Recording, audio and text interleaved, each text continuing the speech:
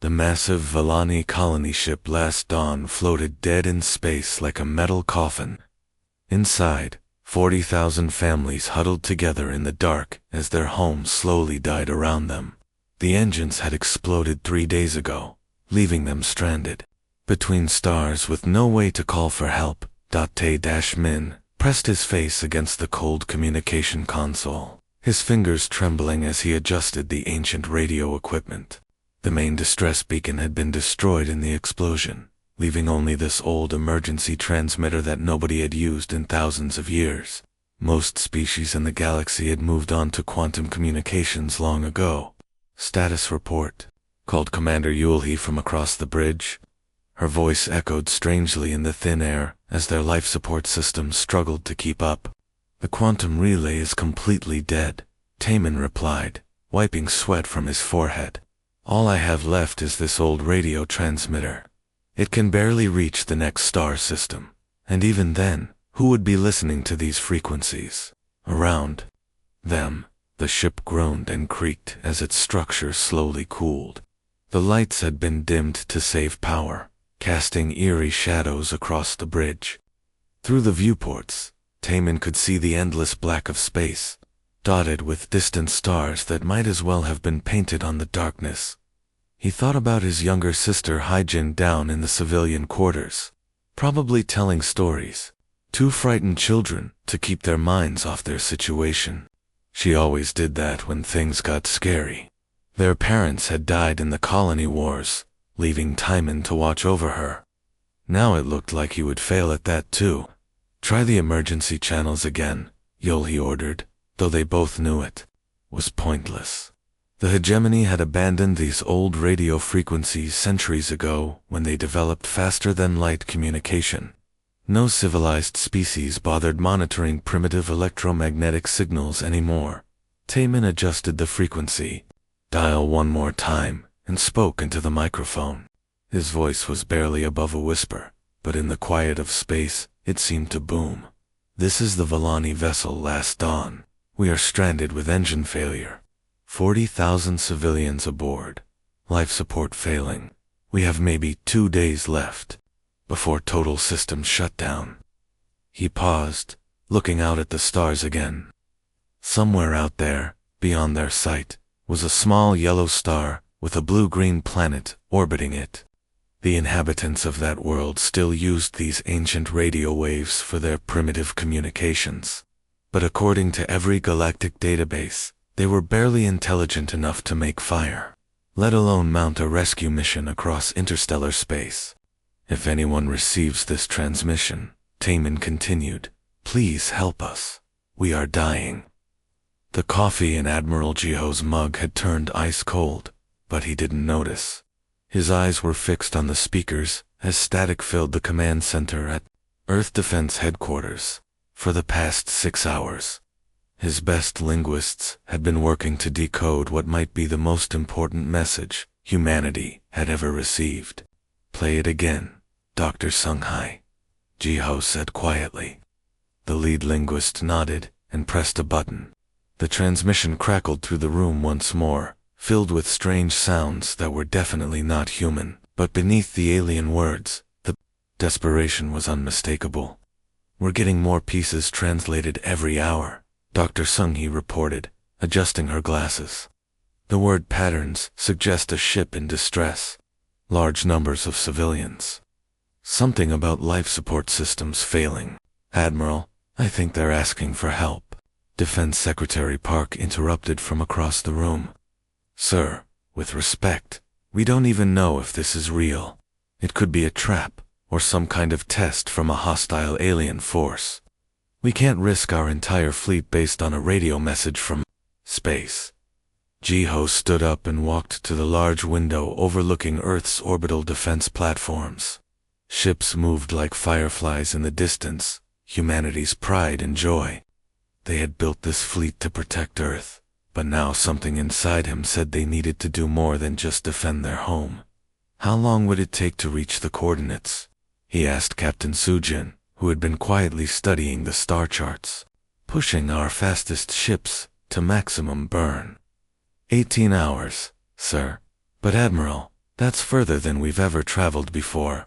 We'd be completely on our own out there. Sujin's voice carried a mix of excitement and concern. The room fell silent, except for the hum of computers. Jiho thought about his own family back in Seoul, his daughter who was just starting university. He thought about what he would want some alien species to do if Earth was the one sending out desperate calls for help into the darkness. "Prep the rescue fleet," he ordered, turning back to face his officers. "I want the Harmony, the Endeavor, and the New Horizon ready for launch within 2 hours. Load them with medical supplies, repair equipment, and enough food for 50,000 people."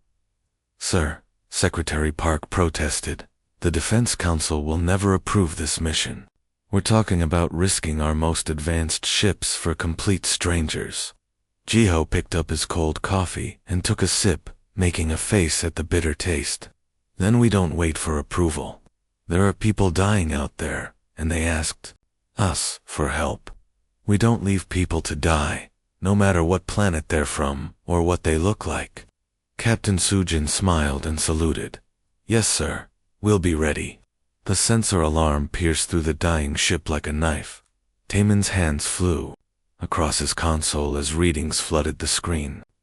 3 massive objects were approaching at incredible speed, their energy signatures blazing like miniature suns against the dark backdrop of space. "Commander," Taemin called out, his voice cracking with excitement and fear. "Something's coming. Multiple ships, moving faster than anything I've ever seen." Commander Yulhi rushed to the sensor station, her purple skin pale with exhaustion. They had been drifting for 4 days now, and the ship's recycled air was getting thinner by the hour. Many of the elderly passengers had already started showing signs of oxygen starvation. "Show me," she demanded, leaning over Taemin's shoulder. The display showed 3 distinct energy patterns racing toward them across impossible distances. "How fast are they moving?" Taemin's fingers trembled as he ran the calculations. "At least 12 times faster than our fastest ships, Commander. They'll be here in less than 6 hours." He looked up at her with hope flickering in his eyes. "Someone heard our transmission. Someone's coming to help us." But Yulhi's expression was turning from hope to horror as she accessed the ship's database. Her hands moved quickly across the holographic interface, searching through thousands of species profiles and ship designs. When the results appeared, she stepped back as if she'd been slapped. "No," she whispered, her voice barely audible above the hum of failing life support. "This can't be right." "What is it, Commander?" Taemin asked, but she was already pulling up more files, her movements becoming frantic. The database entry filled the screen with red warning symbols. Species designation: human, homeworld, 3rd planet of Sol system, classification: primitive, violent, technologically backward, threat level: extreme caution, advised. The attached notes were even worse, describing humans as brutal warriors who solved every problem with violence. "They're humans," Yulhi said, her voice carrying across the bridge. The other crew members stopped what they were doing and turned to stare. Everyone knew about humans from the Academy horror stories. Savage creatures who still fought with chemical explosives and metal projectiles. "But Commander," Taemin protested, looking at his sensors again, "these ships are incredibly advanced. The database must be wrong." Yulhi shook her head, accessing more files. Every report painted the same picture. Humans were described as barely intelligent beasts who had never developed proper civilization. They were supposed to be trapped on their homeworld, incapable of interstellar travel. "They'll enslave us," she whispered to the panicking crew. "Or worse. Humans don't take prisoners, they take trophies." Her voice grew louder as fear took hold. "Everyone needs to prepare for the worst. Hide the children. Destroy any valuable technology. Maybe if we make ourselves useless to them, they'll kill us quickly instead of torturing us." But Taemin kept staring at his console, watching those impossible ships racing toward them through the void. "Captain." Sujin gripped her command chair as the Harmony dropped out of faster-than-light travel.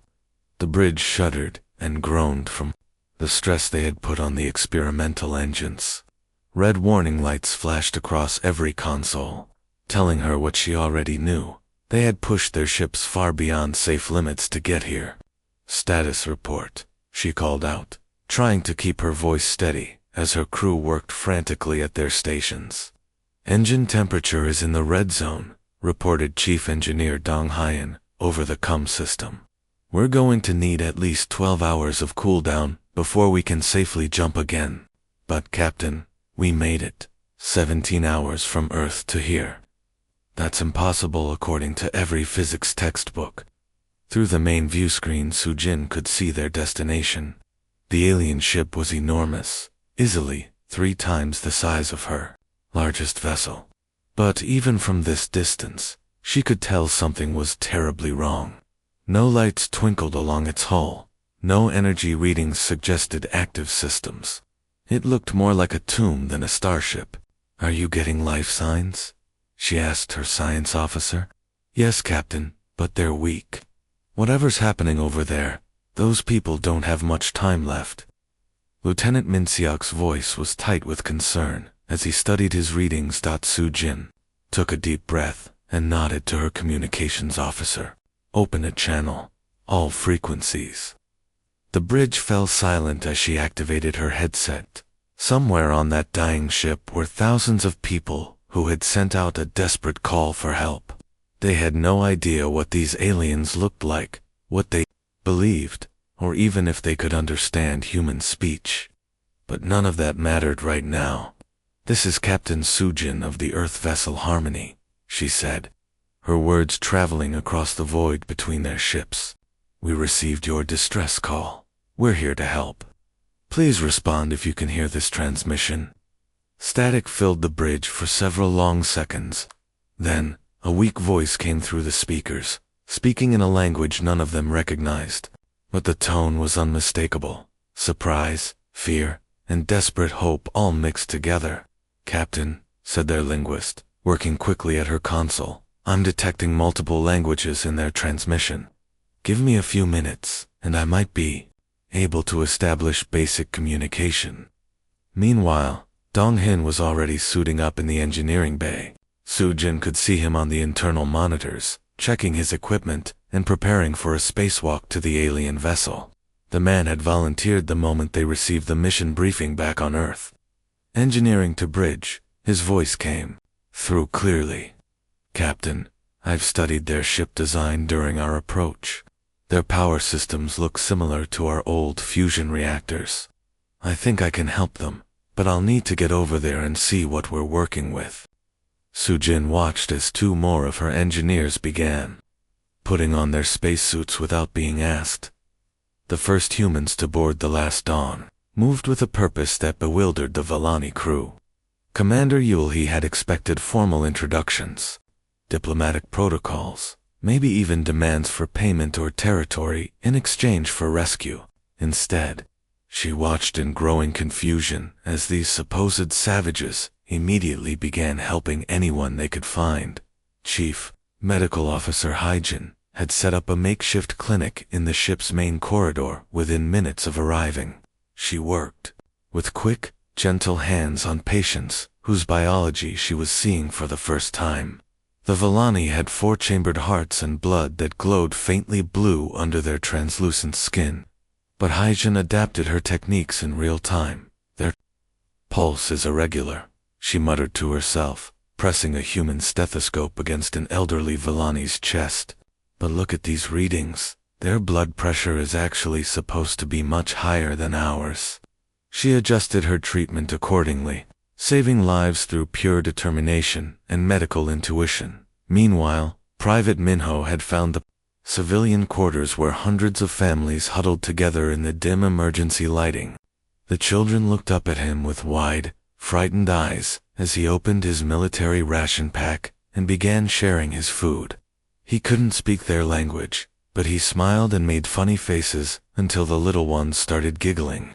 "Sir, Taemin," approached Commander Yulhi nervously. The humans are asking for volunteers to help with the reactor repair. They say it's dangerous work, but they need local knowledge of our systems. Yulhi felt her stomach drop. According to Vellani protocols, dangerous repairs should only be attempted by expendable crew members or automated systems. Never would officers volunteer for missions with low survival rates. What did you tell them? That's the strange part, Commander. Their Lieutenant Jae-sung already volunteered to go into the radiation zone. He studied our technical manuals for 2 hours and says he can fix the containment breach. But sir, our own engineering reports show it's a 30% survival mission at best. Through the corridor, Yulhi could see the young human officer checking his radiation suit one more time. He looked calm, almost cheerful, as he prepared to risk his life for people he'd met only hours ago. This doesn't make sense, she said, making her way to where Captain Sujin was coordinating the rescue efforts. Your people are acting irrationally. Why are they taking these risks for strangers? Sujin looked up from her portable computer, genuinely puzzled by the question. Around them, more humans worked tirelessly, some sharing their water rations, others carrying sick Vellani to the medical station, still others crawling through damaged sections of the ship to restore power. Because you needed help, Sujin replied simply, as if she couldn't understand why anyone would ask such an obvious question. People are dying. We can help them. What else would we do? Yohi stared at her, trying to process this alien way of thinking. The emergency session of the Hegemony Council convened in the Great Crystalline Chamber on Nexus Prime, their homeworld. For 3,000 years, this hall had been the center of galactic power, where decisions affecting trillions of beings were made with cold logic and calculated precision. Today, however, panic filled the air like smoke. Ambassador Vexbram's multiple arms trembled with rage as he read the intelligence report for the 5th time. His species had evolved from ancient predators, and his instincts told him that everything they thought they knew about the galaxy had just changed. Explain to me, he hissed at Intelligence Director Court 7, how a species we classified as primitive cave dwellers managed to cross half the galaxy in less than 20 hours. Court 7's metallic voice buzzed with uncertainty. Our last survey of the Sol system was conducted 400 years ago. The humans had barely discovered electricity. According to our models, they should still be fighting with chemical weapons and metal projectiles. Your models were wrong. Vex Prime slammed his primary appendage against the podium, creating cracks in the ancient stone. They didn't just achieve interstellar travel. They developed faster-than-light technology that surpasses our own capabilities. Counselor Zeth9 rose from her seat, her insectoid features clicking with agitation. As the military representative, she had spent centuries ensuring that no species could threaten hegemony dominance. The real problem isn't their technology, it's their behavior. Look at these reports from the rescue operation. The council chamber's central display activated, showing footage from the Vellani ship. They watched in horror as human soldiers shared their food with alien children, as human doctors risked their lives treating unknown diseases, as human engineers volunteered for deadly repair missions. This is worse than we thought, whispered Counselor Het4 from the shadows. They're not acting like conquerors. They're acting like he struggled to find the words, like they actually care about other species. It's a disease, Zeth declared, her voice echoing through the chamber. This illogical compassion of theirs is already spreading to the Vellani. Half of them are refusing to return to proper hegemony space. They want to stay with the humans. The assembled counselors began chattering among themselves in dozens of languages. For millennia, the hegemony had maintained order through fear, respect for hierarchy, and logical self-interest. The idea that a species might risk everything for strangers, simply because it was right, threatened the very foundation of their civilization. The infected Vellani must be quarantined immediately, Zeth9 continued. Memory purification protocols will remove their contamination. As for the humans, ... She paused, looking around the chamber at faces filled with fear and anger. The human problem must be resolved before their madness spreads to other worlds. Fleet Admiral Gorth Prime stepped forward, his massive frame casting shadows across the floor. I can have 3 battle fleets at Earth within 10 standard days. We'll contain this threat before it grows. But none of them noticed the small recording device hidden in the chamber's ancient stonework. The Hegemony War Fleet dropped out of hyperspace like a storm cloud, their massive ships blotting out the stars. Fleet Commander Kethvar had brought 3 full battle groups, enough firepower to level entire planets. His orders were simple: capture or destroy the human vessels, and retrieve the contaminated Vallani for proper reconditioning. Sir, his tactical officer reported, we're detecting the human ships. 3 vessels, much smaller than expected. They appear to be ... medical and rescue craft. Kethvar studied the readings with confusion. These weren't warships at all. The human vessels looked more like floating hospitals, their hulls bristling with medical equipment and supply pods instead of weapons. Are you certain these are the ships that crossed the galaxy in record time? Yes, sir. Energy signatures match perfectly. Admiral Jiho received the warning just minutes before the alien fleet appeared. His rescue ships were still docked with the damaged Vallani vessel, their crews working around the clock to save lives and repair critical systems. He had hoped they would have more time. All hands, battle stations, he announced calmly over the ship's intercom. This is not a drill. Prepare to defend our position. Captain Sujin looked at him with concern. Admiral, we're rescue ships. We're not equipped for a military engagement against a fleet that size. Then we'll make do with what we have, Jiho replied, watching as the alien ships began their approach. Send a message to all Vallani refugees. Any who want to return to Hegemony custody should transfer to their ships now. No one will be forced to stay. To everyone's surprise, not a single Vallani moved to leave. The battle began when Kethvar's fleet opened fire without warning, expecting the human ships to surrender immediately. Instead, they watched in amazement as the rescue vessels deployed defensive shields they didn't know existed and returned fire with weapons that had been hidden within their humanitarian equipment. How are they doing this? Kethvar demanded, as his tactical displays lit up with incoming projectiles. These are supposed to be hospital ships. Engineer Dong Hyen worked frantically in the Harmony's engine room, rerouting power from life support systems to weapons that had been designed to look like medical scanners. Captain, I can give you maybe 30 minutes of full combat power before we start losing life support. That'll have to be enough, Sujin replied, maneuvering her ship to protect a group of Vallani escape pods. The humans fought with a desperation that bewildered their attackers. When the New Horizon took critical damage, her crew didn't retreat. Instead, they used their dying ship as a shield to protect the Vallani vessel, buying time for more evacuations. This doesn't make sense, Kethvar muttered as he watched human soldiers literally throwing themselves into dangerous situations to save alien civilians. They're not defending their homeworld or their families. They're dying for beings they met days ago. His communication officer looked up with horror. Sir, I'm intercepting their internal communications. They're actually volunteering for the most dangerous missions. The great cargo bay of the Last Dawn had been converted into a makeshift assembly hall. 40,000 Vallani survivors sat in worried groups, their faces pale under the emergency lighting.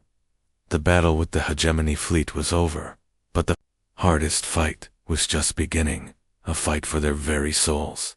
Tae-Min stood on a makeshift platform, looking out at his people with heavy eyes. Beside him, his sister Hyjin squeezed his hand for support. They had both watched the humans fight and die to protect people they barely knew, and neither could forget what they had witnessed. My friends, Taemin began, his voice carrying. Across the silent crowd, we have a choice to make. The hegemony ships are offering us safe passage home. We can return to our old lives, our jobs, our familiar worlds. Murmurs rippled through the crowd. Many faces showed relief at the thought of going back to everything they had known before this terrible ordeal began. But, Tommen continued, raising his voice, there is something you need to understand about what returning means. The Hegemony Council has ordered memory purification for all of us. They will erase every moment of our time with the humans. We will forget their kindness, their sacrifice, their willingness to die for strangers. The murmurs turned to worried whispers. Memory purification was a common procedure in hegemony space, used to remove traumatic experiences or dangerous thoughts, but it was permanent and complete. An elderly Villani named Korthelder stood up slowly. Young Taman, what is the alternative? The humans are now enemies of the hegemony. If we stay with them, we will be exiles forever. Our children will never see Villani's space again. Taman nodded sadly. That's true. If we choose to stay with the humans, we can never go home. We will be cut off from everything we've ever known. But we will remember what compassion looks like. He paused, thinking of Chief Medical Officer Hyjin, treating patients whose biology she had never seen before. Of Private Minho, sharing his food with alien children. Of Lieutenant Jae-sung, volunteering for a mission that would probably kill him. I watched these humans risk their lives for us, Taman declared, his voice growing stronger. They didn't know our names, our value to their society, or whether we could ever repay them. They saved us because it was the right thing to do. I have never seen such a thing in all my years in hegemony space. His sister stepped forward. I worked alongside their doctors. They treated our sick with the same care they would show their own families. When supplies ran low, they gave us their medicine and went without. The crowd was silent now, weighing two impossible choices. Return home and forget, or stay and remember, but lose everything they had ever known. I'm staying, Taman announced. I'm staying because I want to learn how to be like them. The great cargo bay erupted into arguments as families debated their future. The command center of the orbital station, New Hope, buzzed with activity as beings from a dozen different worlds worked side by side. Captain Sujin walked through the corridors that 6 months ago had been purely human, now filled with the sounds of multiple languages and the sight of species she was still learning to identify. Captain, called out Taman from the communications station, his Villani features animated with excitement. We're getting another transmission. This one's from the Catherian system, about 40 light-years from here. Sujin hurried over to listen as the message played through the universal translator. The voice belonged to a species she didn't recognize, but the desperation was unmistakable. Their mining colony was trapped by a solar flare, and their evacuation ships couldn't reach them through the radiation storm. How many people are we talking about? Sujin asked, already knowing what her answer would be. About 8,000 miners and their families, Taman replied. But Captain, there's something else. This is the third emergency call we've received from Catherian space this month. I'm starting to think some of these might be tests. Sujin smiled. Word had spread throughout the galaxy about the strange humans who actually responded to distress calls. Some species were genuinely curious, others skeptical, and a few were testing whether humanity's reputation for helping others was real. Prep the rescue fleet anyway, she decided. Real emergency or not, if people are in danger, we're going. In his office overlooking the main hangar, Admiral Ji-ho reviewed the latest intelligence reports. The sight outside his window would have been impossible to imagine a year ago. Human ships docked alongside Villani vessels, while smaller craft from half a dozen other species moved between them like a busy spaceport. Dr. Sung-hee entered with a datapad full of updates.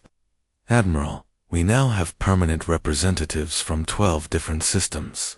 The The Zephyrians want to establish a joint medical research program. The Eltarians are offering to share their agricultural technology. And sir, 3 more species have formally requested to join our alliance. Jiho nodded, still amazed by how quickly everything had grown. What started as a simple rescue mission had become something much larger. Any word from the hegemony?